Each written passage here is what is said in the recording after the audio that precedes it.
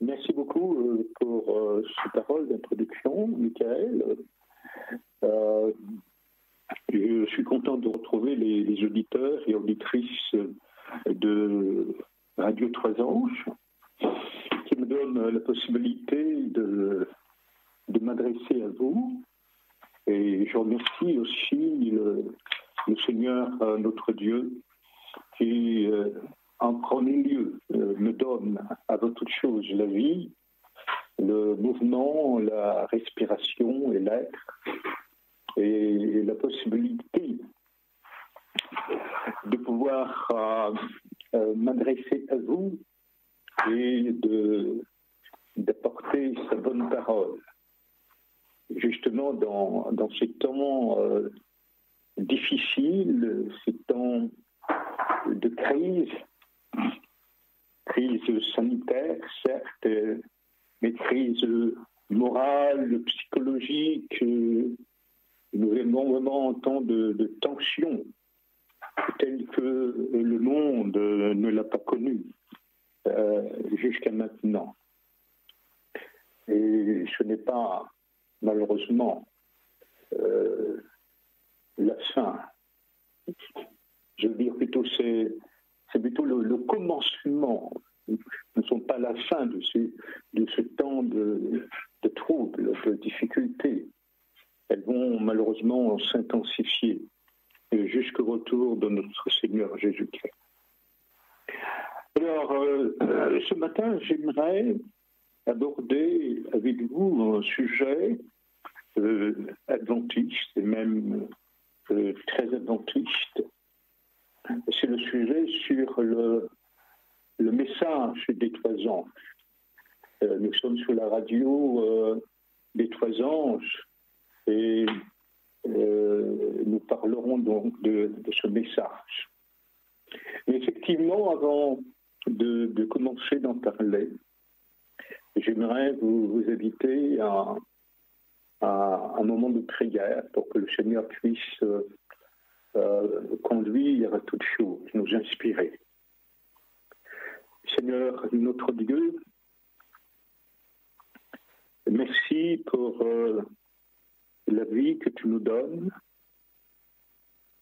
Merci pour toutes les grâces et les bénédictions dont nous sommes l'objet de ta part. Tu nous as réveillés, Seigneur. Tu nous as permis de vivre ce moment de louange, de prière, d'action de grâce. Et maintenant, tu nous permets d'entendre, Seigneur, ta parole. Puisses-tu disposer nos cœurs, nos intelligences, à entendre cette parole, à l'écouter, mais surtout à la mettre en pratique, de manière qu'elle puisse produire en nous des fruits pour la vie éternelle. C'est au nom de notre Seigneur et Sauveur Jésus-Christ, nous te prions pour ta gloire. Amen. Je suis né dans une famille adventiste et le message des Trois Anges est un message effectivement que je connais très bien et peut-être même trop bien, que j'ai entendu des centaines de fois, je ne veux pas dire des milliers de fois, depuis ma jeunesse, depuis mon enfance, et aussi en tant que pasteur, j'ai eu l'occasion de le prêcher, de l'enseigner à plusieurs reprises. Et c'est donc un message qui est à la fois vieux et récent. Vieux dans le sens que cela remonte à l'histoire, à l'origine de l'Église adventiste, à 1844. C'est dans cette période-là, justement, que l'Église adventiste est née et a découvert la portée, l'intérêt de ce message qui lui est appliqué et qui concerne justement des avertissements solennels pour cette Église même et pour le monde. J'aimerais donc préciser qu'aujourd'hui, ce message s'impose, est un message d'actualité. Je pense que ce n'est pas sans raison que la Conférence générale des Églises adventistes a proposé ce sujet comme le thème de la semaine de prière de l'Église adventiste mondiale. J'aimerais donc lire avec vous le texte qui se trouve dans l'Apocalypse chapitre 14 et les versets 6 à 12. Je vis un ange qui volait au milieu du ciel. Il avait un évangile éternel pour l'annoncer aux habitants de la terre, à toute nation, à toute tribu, à toute langue, et à tout peuple. Il disait d'une voix forte, « Craignez Dieu et donnez-lui gloire, car l'heure de son jugement est venue. » Il disait d'une voix forte, « Adorez celui qui a fait le ciel, la terre, la mer et les sources d'eau. » Un second ange suivit en disant, elle est tombée, Babylone la grande, qui a abreuvé toutes les nations du vin de la fureur de sa débauche.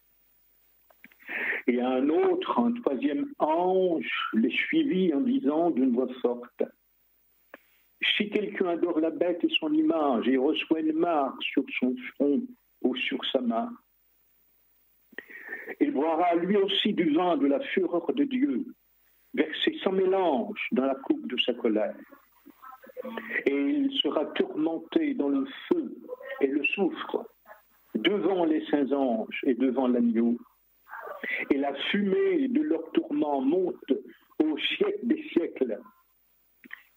Et ils n'ont de repos ni jour ni nuit, ceux qui adorent la bête et son image, et quiconque reçoit la marque de son nom. Ce qu'on observe d'emblée en lisant ces versets, c'est la répétition, la récurrence d'un mot, d'un verbe, qui est le verbe adorer. Nous trouvons ce verbe au verset 7, adorer celui qui a fait le ciel, la terre, la mer et les sources d'eau. Nous le trouvons au verset 9, si quelqu'un adore la bête et son image. Et nous le trouvons aussi au verset 11, ceux qui adorent la bête et son image. Donc, nous pouvons dire, nous pouvons affirmer que le centre même du message des trois anges est la question de l'adoration. La question donc de l'adoration est le cœur même du message des trois anges. Alors, qui adorer? Le texte nous permet de comprendre que il y a deux prétendants à l'adoration. Il y a Dieu, dans les termes du premier des anges. Le premier ange déclare, il disait d'une voix forte, « Craignez Dieu et donnez-lui gloire, car l'heure de son jugement est venue, et adorez celui qui a fait le ciel et la terre. » Dieu n'est pas un prétendant à l'adoration. Il est celui qui est digne de recevoir l'adoration parce qu'il est le Créateur. Il ne prétend pas à l'adoration. Il n'aspire pas à l'adoration. Il en a le droit, il le mérite. Il est naturel qu'on puisse l'adorer. Il est le Créateur.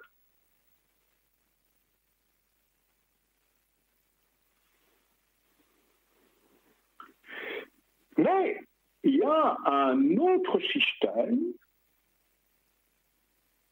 un autre prétendant, un autre être qui, lui aussi, prétend à la création, qui veut être adoré comme Dieu. Recevoir les honneurs, la louange, l'adoration comme Dieu.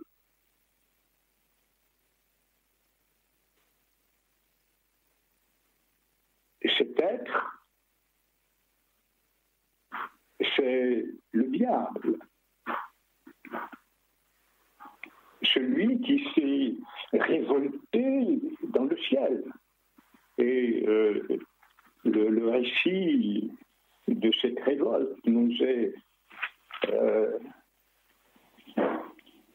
souligné. Je dis bien souligné parce que nous ne connaissons pas vraiment comment les choses se sont déroulées, mais le chapitre 12 de l'Apocalypse nous parle d'une guerre dans le ciel, donc un ange, Satan, le serpent ancien, s'est révolté contre Dieu. Et il y a eu guerre dans le ciel. Et cet être, donc, par orgueil et par égoïsme, a décidé de ne plus adorer Dieu, mais d'être adoré lui-même, de recevoir l'adoration.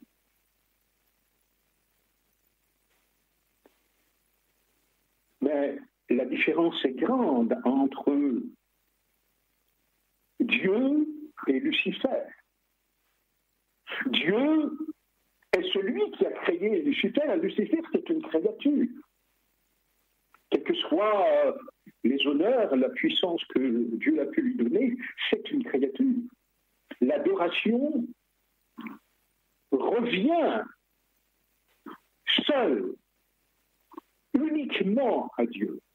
Et Jésus l'a répété justement, l'a affirmé avec force lorsqu'il a été justement dans le désert après son baptême,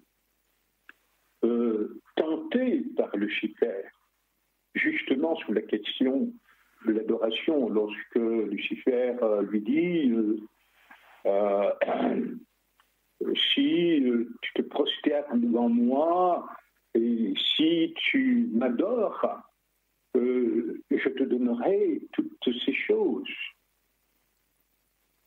car elles m'ont été données. Et Jésus dit à Satan, tu adoreras le Seigneur ton Dieu et tu le serviras lui seul. Dieu seul est digne de recevoir l'adoration. Aucune créature n'a le droit de recevoir l'adoration. Lorsqu'en effet, dans le chapitre 19, un ange donc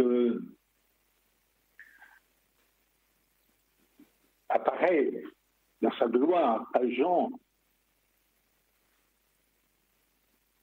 Jean tombe à ses genoux pour l'adorer. Et l'ange le relève en lui disant « Ne fais pas cela ». L'ange ne reçoit pas l'adoration. Il y a donc deux êtres qui veulent l'adoration. Dieu en tant que tel est une créature qui, elle, prétend recevoir l'adoration. Voilà la problématique du message des trois anges.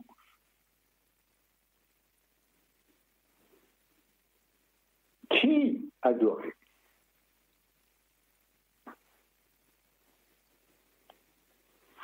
Dieu, le Créateur, ou Satan lui-même? Le problème, c'est que ici, Satan ne se présente pas directement, j'allais dire en personne, mais il se présente comme il a l'habitude de le faire, à travers un médium, c'est-à-dire à travers une représentation, un système. Il ne change pas de stratégie. Pour tenter nos premiers parents, il s'est servi du serpent. Il ne se montre pas lui-même, mais il se cache. Il se masque, pour utiliser un mot très utilisé aujourd'hui. Il se cache, il se masque, il se déguise.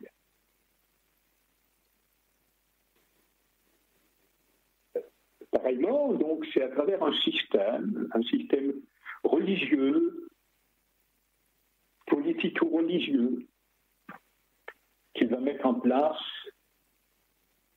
pour être adoré. Alors, le texte apocalyptique utilise des mots comme bête pour désigner tout système, tout pouvoir, tout régime, tout État, toute institution humaine qui s'oppose à Dieu et qui fait la guerre à Dieu et à son peuple. Alors, revenons donc au texte. Donc, le premier message. C'est donc un ange qui proclame à chaque fois le message. Un ange, le mot vient du grec angelos qui veut dire messager. Ce sont des êtres célestes qui sont supérieurs à nous. Et nous devons faire attention, nous devons être attentifs. Et la servante du Seigneur le signale lorsque Dieu nous parle à travers donc un ange. s'agit là donc de messages éternels, d'une bonne nouvelle, de la bonne nouvelle du salut, de la grâce, de l'amour de Dieu, de son salut. Ce message est éternel parce que il ne concerne pas que l'Ancien Testament ou le Nouveau Testament, mais l'univers tout entier, et qui remonte même avant la création du monde. Jean n'a-t-il pas dit, en parlant de Jésus lors de son baptême, « Voici l'agneau de Dieu qui a été immolé avant la fondation du monde. » Dieu n'a pas attendu l'introduction du mal, du péché pour nous aimer, pour planifier le plan du salut. Il l'a fait bien avant la fondation du monde. Voilà donc l'évangile éternel. Et les fruits et les conséquences de cette bonne nouvelle ont une portée pour toute l'éternité. Jamais plus, une fois que Dieu va restaurer toutes choses, le péché ne va plus revenir.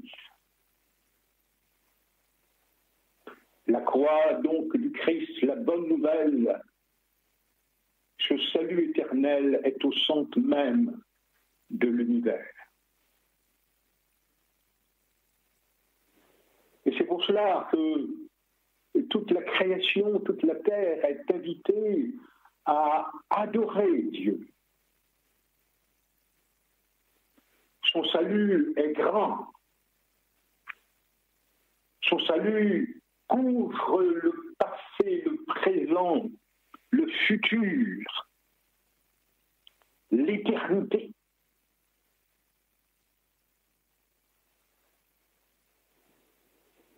Et ce salut, cette bonne nouvelle,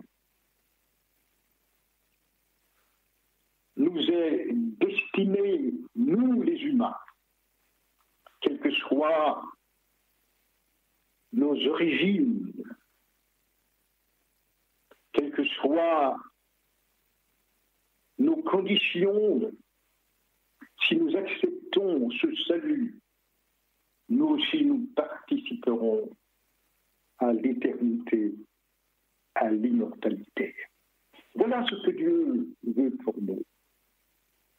Un grand salut. Et c'est ainsi et pour cela qu'il est digne d'être loué et d'être glorifié. Aucun système, quel qu'il soit,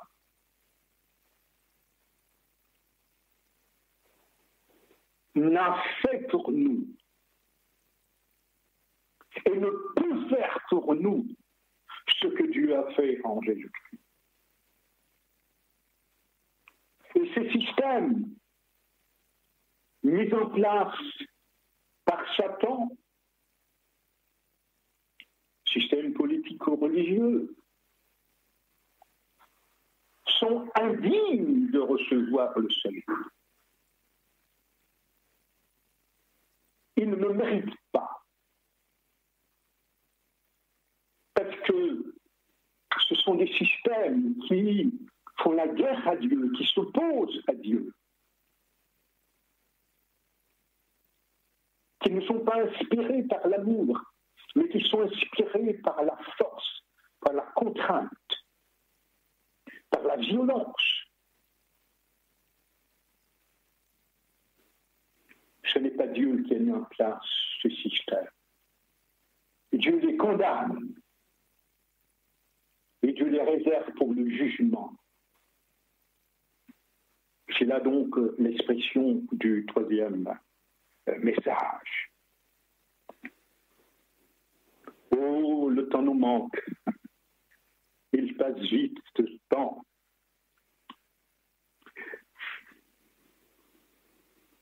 Dans quel cadre le message du premier ange a-t-il été adressé?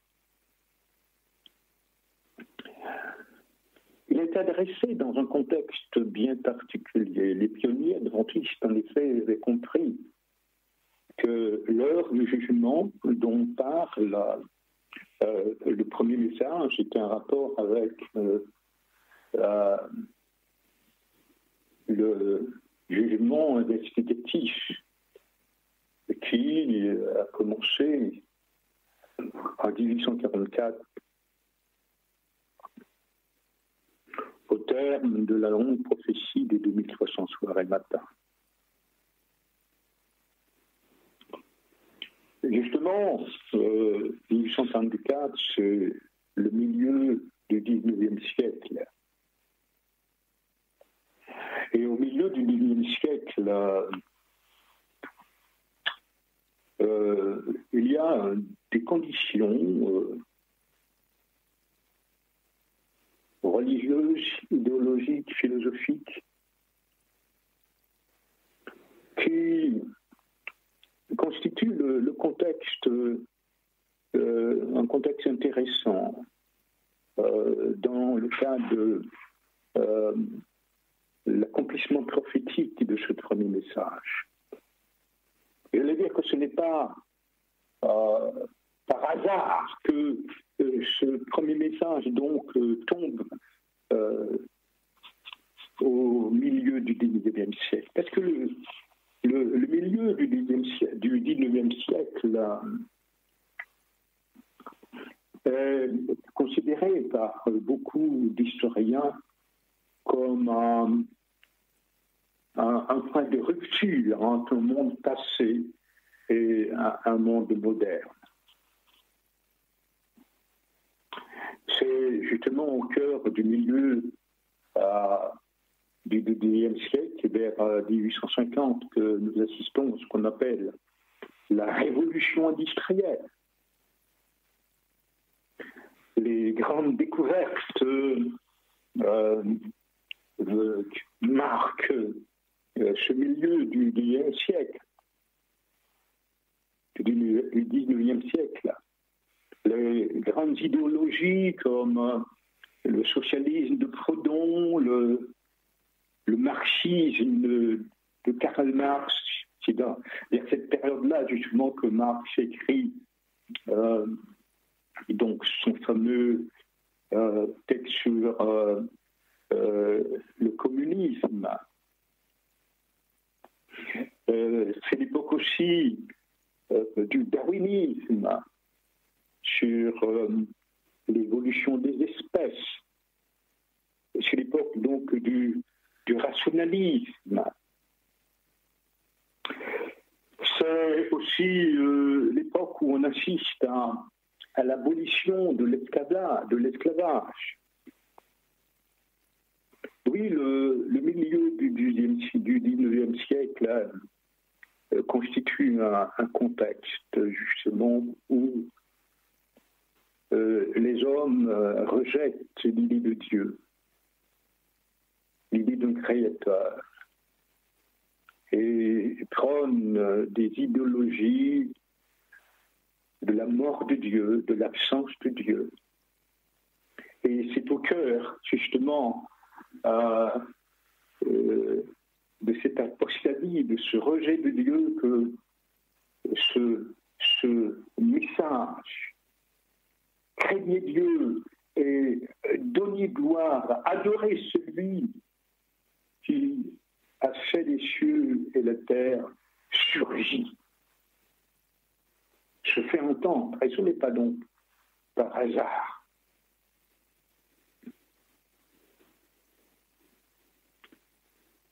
La notion d'adorer Dieu adorer celui qui a fait les cieux et la terre, justement, a fait penser aux premiers adventistes qu'il y avait là un rapport avec le sabbat du 7e jour.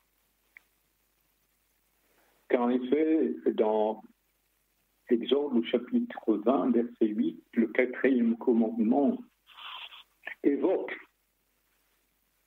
le fait que Dieu a créé toutes choses. En 6 jours, et qu'il s'est reposé le 7e jour. Et c'est pourquoi l'Église adventiste a compris très tôt que le sabbat était l'un des fondements du message des 3 anges. Et depuis lors, donc, l'Église adventiste a considéré que le sabbat devait être observé selon l'enseignement, l'exemple de notre Seigneur Jésus-Christ et des apôtres. Que ce jour, donc, d'adoration n'a pas été aboli, que nous ne trouvons nulle part dans l'enseignement biblique de l'abolition de ce jour de Shabbat. Il y aurait encore long à dire sur le message du premier ange. Le message donc du 2e ange, un second ange suivi en disant elle est tombée Babylone, la grande, qui a abreuvé toutes les nations du vin, de la fureur de sa débauche. Qui est Babylone? Babylone qui est tombée.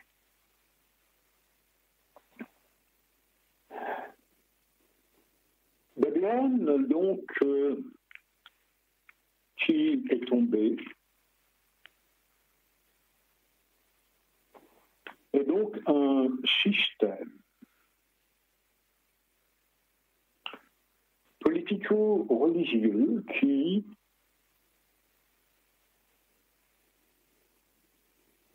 est l'antithèse de Dieu, qui s'oppose à Dieu.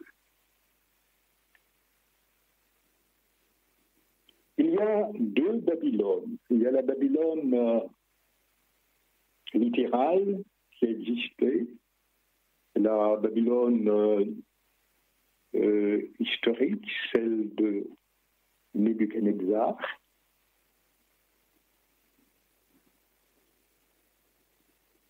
qui est tombée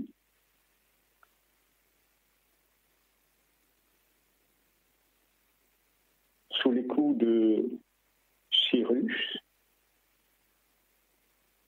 roi des Perses, des Mèdes et des Perses, vers 539 avant Jésus-Christ. Et il y a la Babylone spirituelle que nous trouvons décrite dans Apocalypse au chapitre 17, au chapitre 18, 17, donc la femme qui est assise sur la grande prostituée, qui est assise, la femme qui est appelée, Caton, la grande prostituée, qui est assise donc sur une bête, et cette bête donc est identique à la bête que nous trouvons au chapitre 13 de l'Apocalypse, et aussi au chapitre 12.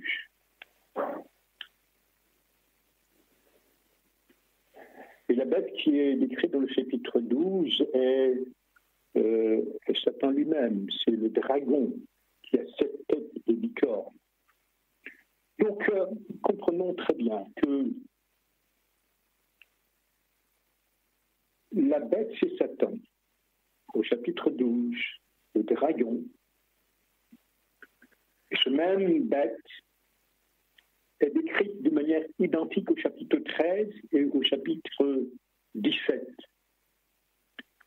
Donc il y a une distinction entre le dragon et les bêtes du chapitre 13 et les bêtes du chapitre 17. Mais ce que nous comprenons, c'est que, en raison de leur ressemblance, c'est Satan qui se rend visible à travers un système qu'il met en place. D'ailleurs, au chapitre 13, il est bien dit que le dragon, en parlant de la première bête, la bête qui monte de la mer, c'est Satan lui donne son autorité et son trône. Dans la deuxième bête, celle qui monte de la mer, de la terre, pardon, le texte dit qu'il parle comme un dragon. Donc, Satan ne se manifeste pas d'une manière visible, mais il installe des systèmes politiques, religieux, pour recevoir l'adoration, pour être adoré.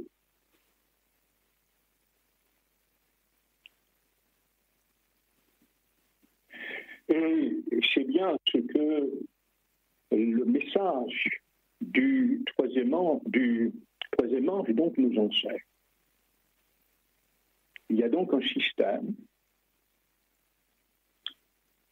qui prétend à l'adoration. Et derrière ce système, c'est Satan lui-même qui prétend en recevoir l'adoration. Qu'est-ce que ça veut dire que Babylone est tombée? Qu'est-ce que ça veut dire que Babylone est tombée?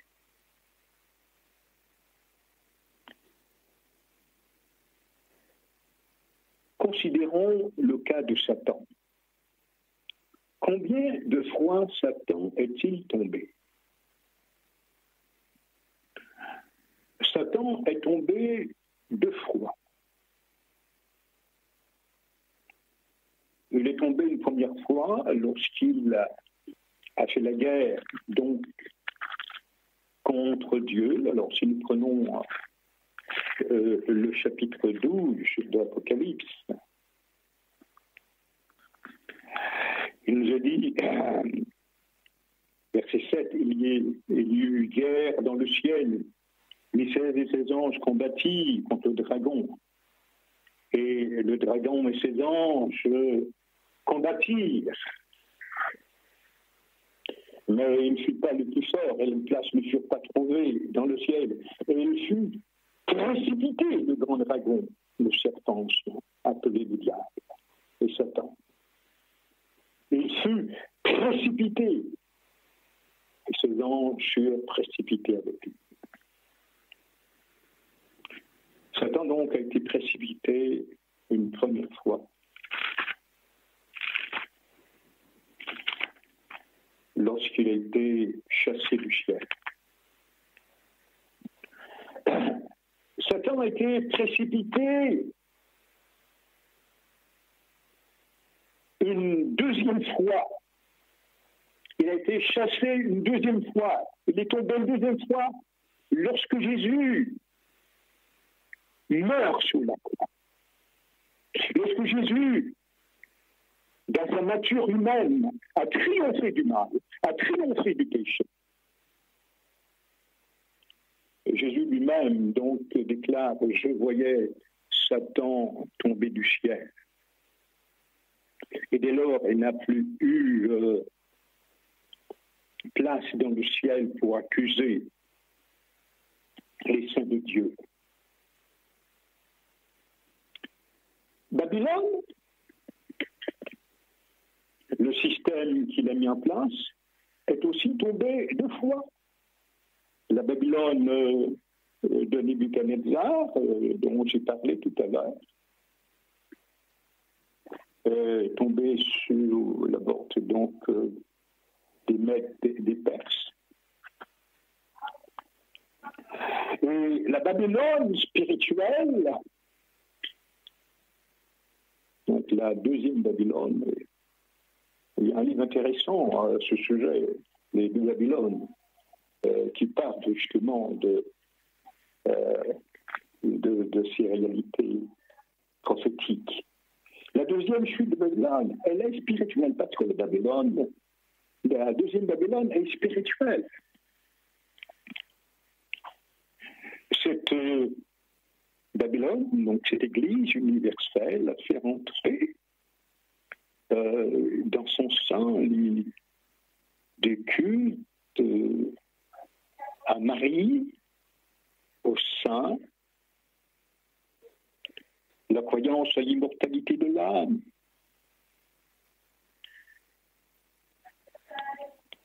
a fait rentrer des théories comme l'infaillibilité papale, la justification par les œuvres, le salut par les œuvres et non le salut par la foi. Et bien d'autres croyances qui seraient longues d'énumérer, qui font que cette Église, en termes de salut, ou du moins ce système en termes de salut, est tombé.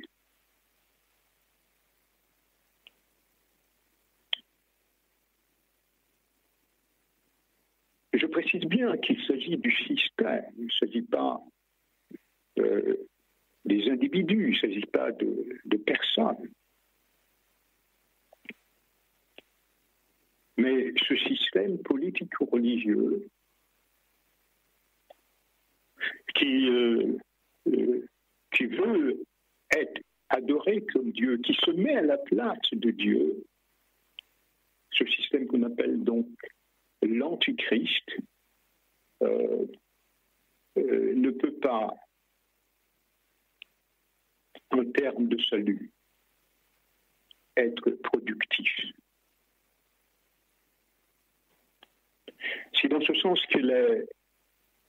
que Babylone est tombée.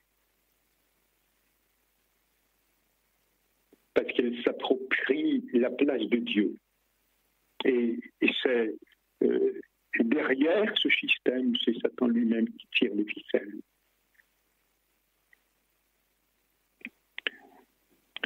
Et la troisième chute de Satan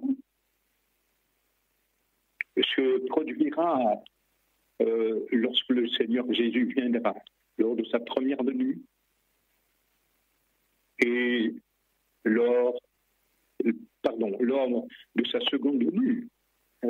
Donc lors de sa première venue, il est tombé une deuxième fois, il tombera donc une troisième fois lorsque le Seigneur Jésus reviendra, et notamment après les 1000 ans où il sera détruit, anéanti pour l'éternité. La Babylone spirituelle aussi connaîtra une troisième chute. Et cette troisième chute est prophétisée dans le chapitre 18 de l'Apocalypse. Malheureusement, nous n'avons pas donc le temps de développer le jugement que Dieu va opérer sur la Babylone spirituelle. Elle aussi sera anéantie. Elle sera détruite avant le retour de notre Seigneur Jésus-Christ. Dieu exercera un jugement sur cette Babylone. Et c'est là le troisième message. Troisième message et un autre ange les suivit en disant d'une voix forte, si quelqu'un adore la bête et son image, et reçoit une marque sur son front et sous sa main, il boira lui aussi du vin de la fureur de Dieu, versé sans mélange dans la coupe de sa colère. Donc, Dieu réserve son jugement de condamnation, de destruction sur la Babylone spirituelle, qui réclame un culte, qui réclame l'adoration. Comment? À travers une marque, à travers un signe, qui est donc la marque de la bête. Aujourd'hui, on parle beaucoup de la marque de la bête. Il y a 3 ans, avant le Covid, la théologie sur la marque de la bête était une théologie, je l'ai dit, exclusivement adventiste. Parce qu'il est au cœur d'une théologie adventiste, qui est donc le message des 13 anges. Mais aujourd'hui, tout le monde parle de la marque de la bête. Même les catholiques parlent de la marque de la bête. Serait-ce trop de dire que l'Église adventiste a vu d'avance par rapport donc à la problématique liée à la marque de la bête. Tout le monde en parle aujourd'hui. Sauf qu'on parle de la marque de la bête, mais on ne parle pas de la question du sabbat. J'ai eu l'occasion de le dire lors d'une autre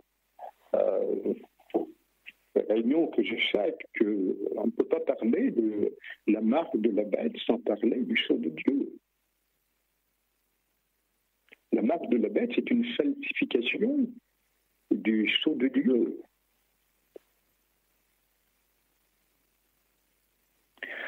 Donc, le message des 3 anges est un message bien actuel. S'il y a un message qui est actuel, qui est d'actualité, c'est bien le message des 3 anges. Mais j'aimerais préciser, chers amis auditeurs, auditrices, frères et sœurs, qu'il n'y a aucun doute que ce message donc, des 3 anges est la vérité pour aujourd'hui. Et que l'Église adventiste a raison de le prêcher, de l'enseigner et de se sentir missionné pour adresser ce dernier message au monde. Mais, pardonnez-moi, ne faisons pas comme les Juifs. Ne tirons pas orgueil. Nous avons le message. Nous sommes dans la vérité. C'est nous qui devons prêcher ce message des 3 ans, avertir les autres peuples, avertir les autres religions. N'en tirons pas orgueil. Ne faisons pas de ce message notre étendard. Mais ce message doit d'abord nous concerner. Comment pouvons-nous apporter ce message si nous ne sommes pas nous-mêmes transformés par ce message.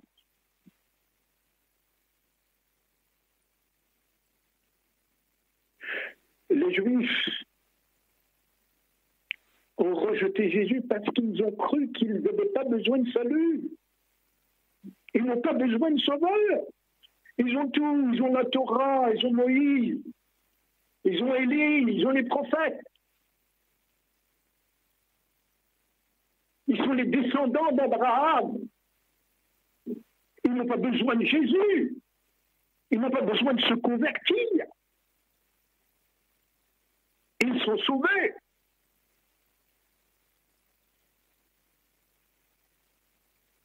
Et je ne voudrais pas, c'est de ceux que mon Église tombe dans la même prétention, dans le même orgueil en croyant qu'ils ont le message. Ils ont le sabbat. Ils ont la vérité. Ils ont Ellen White. Et qu'ils s'endorment dans leur orgueil, dans leur prétention. Et que le cœur ne se transforme pas.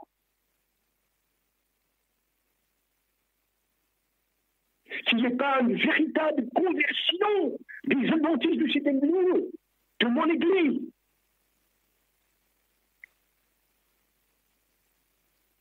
Approprions-nous d'abord ce message. Laissons Dieu nous transformer par son message, par son esprit, afin de nous rendre capables de pouvoir l'apporter aux autres.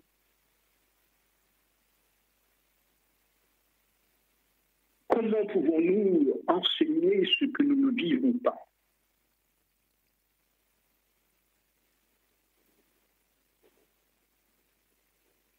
Oui, laissons-nous transformer par Dieu. Et bientôt, très bientôt,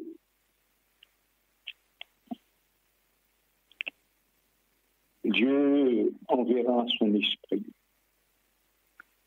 pour nous fortifier et nous rendre en mesure de délivrer ce message dans un contexte de crise. Nous vivons cette crise sanitaire.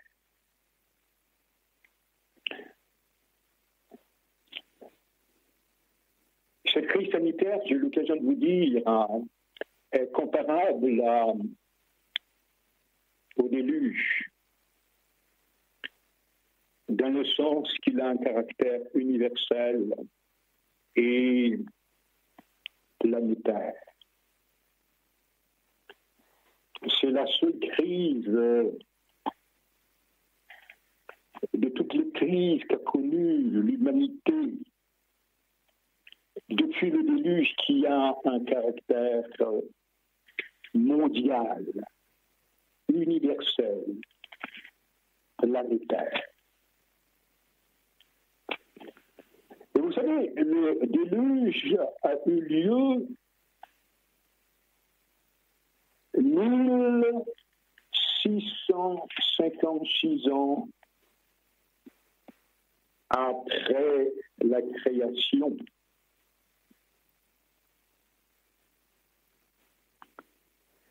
Et avant le déluge, Dieu a suscité un homme pour prêcher un message à l'identique au message des trois anges que l'Église adventiste est chargée d'annoncer au monde. Cet homme, c'est Enoch, dans Jude, verset 14. C'est aussi pour eux qu'Enoch, le septième depuis Adam, a prophétisé en ces termes. Voici le Seigneur est venu avec ses saints myriades pour exercer un jugement contre tous et pour faire rendre compte à tous les impies parmi eux de tout les actes d'impiété qu'ils ont commis et de toutes les paroles injurieuses qu'on proférait contre lui, des pécheurs impies. Enoch, qui fut enlevé au ciel, Dieu l'a chargé d'annoncer un message avant le déluge. Un message qui annonce le jugement de Dieu. De même que l'Église adventiste, dans ce contexte,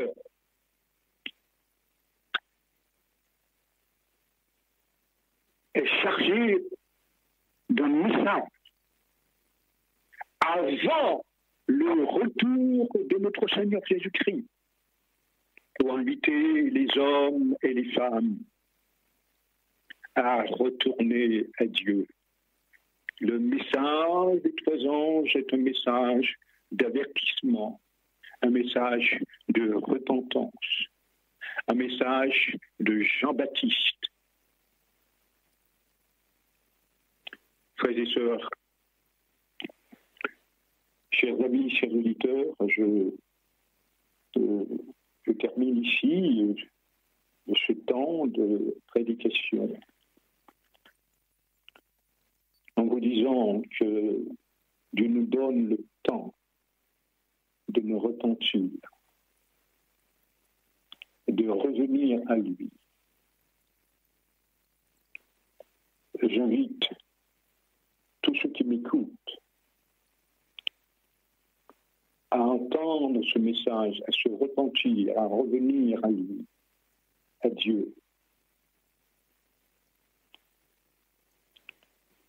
Afin de recevoir l'appui de l'arrière-saison, le Saint-Esprit, qui nous donnera les aptitudes, les qualités, les forces, les conditions pour pouvoir proclamer ce message et tenir ferme et debout lorsque le jugement de Dieu s'abattra sur Babylone.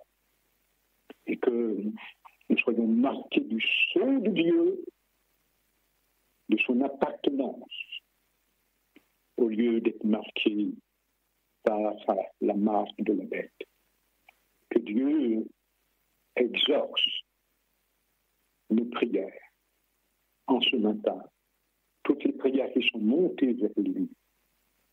Que le nom de Dieu soit béni, loué et glorifié aujourd'hui, demain et pour les siècles des siècles. Amen. Amen. Gloire à Dieu. Gloire à Jésus. Nous allons chanter le dernier chant. Jusqu'à la mort, nous te serons fidèles. 352. 352 hymnes et louanges. Jusqu'à la mort, nous te serons fidèles.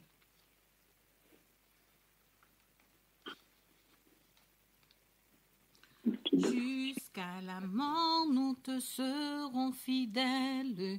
Jusqu'à la mort, tu seras notre roi. Sous ton drapeau, Jésus, tu nous appelles. Nous y mourrons en luttant avec foi. Jusqu'à la mort, c'est notre cri de guerre, le libre cri d'un peuple racheté. Jusqu'à la mort, nous aurons pour bannière ta croix sanglante, ô Christ ressuscité. Pour toi, Jésus, on est heureux de vivre tous les chemins. Avec toi semble doux, agneau de Dieu qui ne voudrait te suivre jusqu'à la mort. Toi qui mourus pour nous, jusqu'à la mort, c'est notre cri de guerre, le libre cri d'un peuple racheté. Jusqu'à la mort, nous aurons pour bannière ta croix sanglante, ô Christ ressuscité. Mais, ô Sauveur, tu sais notre faiblesse, nous tomberons sûrement en chemin. Si tu ne viens accomplir ta promesse jusqu'à la mort, nous tenons par la main. Jusqu'à la mort, c'est notre cri de guerre, le libre cri d'un peuple racheté. Jusqu'à la mort, nous aurons pour bannière ta croix sanglante, ô Christ ressuscité. Que ton esprit nous guide et nous anime, et que sa flamme embrasant tous nos cœurs, nous devenions par toi sainte victime. Sainte victime sur la mort même, un peuple de vainqueurs. Jusqu'à la mort, c'est notre cri de guerre, le libre cri d'un peuple racheté. Jusqu'à la mort, nous aurions pour bannière ta croix sanglante, ô Christ ressuscité. Jusqu'à la mort, c'est notre cri de guerre, le libre cri d'un peuple racheté. Jusqu'à la mort, nous aurons pour bannière ta croix sanglante, ô Christ ressuscité. Nous allons faire la dernière prière avec le pasteur. Seigneur, notre Dieu, notre Créateur, notre Rédempteur, notre Sauveur, notre Dieu, en qui nous avons placé notre confiance. Seigneur, nous vivons dans un monde tourmenté, surtout sur tous les domaines. Sur le plan du changement climatique, des bouleversements, Seigneur, autour de cette nature que les hommes détruisent en raison de leur quête économique, de leur ambition destructrice, de leur orgueil, de leur arrogance. Nous vivons, Seigneur, dans ce monde aussi où nos libertés sont menacées, sont réduites dans ce monde d'insécurité. Seigneur, nous vivons dans un monde d'aveuglement moral, de corruption de toutes sortes, de transgression de tes lois et de tes commandements. Nous vivons, Seigneur, dans un monde de souffrance à cause justement de cette pandémie, d'autres pathologies, du fait des guerres, Seigneur, d'injustice, de cruauté des hommes, de méchanceté des hommes. Ô Seigneur, ce monde est un vaste cimetière, un vaste hôpital, où sans cesse des cris, des supplications montent vers toi. Oui, Seigneur, nous vivons ces temps que toi-même tu as prophétisé comme étant les douleurs de l'enfantement, de la femme enceinte. Nous vivons ces moments qui nous parlent comme jamais auparavant, mais vraiment jamais auparavant, et que ton retour est imminent. Seigneur, ce message de trois anges dont nous avons parlé nous concernent d'abord, me concerne chaque auditeur, chaque auditrice de cette radio trois ans. Ô Seigneur, nous avons besoin de nous repentir. Nous avons besoin de nous examiner nous-mêmes, de nous poser la question, où en sommes-nous dans notre relation avec toi comme notre Créateur et dans notre relation avec nos semblables comme notre prochain. Seigneur, donne-nous d'être d'abord transformés par ce message, pour que ce message ne nous condamne pas, parce que nous ne l'aurions pas vécu et mis en pratique, d'abord en pensant qu'elle est destinée aux autres. Ô Dieu, tu as suscité cette Église. Tu as suscité cette Église adventiste du 7e jour, dont je suis fier de faire partie, Père, et cela dès ma naissance. Seigneur, sauve-moi, Seigneur. Sauve Michael, Seigneur, responsable de cette cadio, et Jabouin, son mari. Sauve, Seigneur, ma famille, mes enfants. Sauve chaque auditeur et auditrice de cette radio, Seigneur. Sauve chaque membre de cette Église adventiste du 7e jour. Et au-delà, Seigneur, toute âme fidèle qui écoute ta voix et qui la met en pratique, sauve, ô Dieu, sauve aujourd'hui, sauve demain, mais sauve, Seigneur. Car ton retour en gloire va se manifester bientôt. Ce retour va nous surprendre. Tu l'as annoncé. Sors-nous, Seigneur, de notre léthargie spirituelle, de notre torpeur.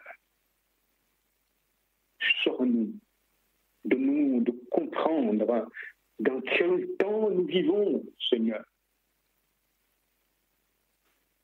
Les Juifs n'ont pas vu les signes de ta première venue.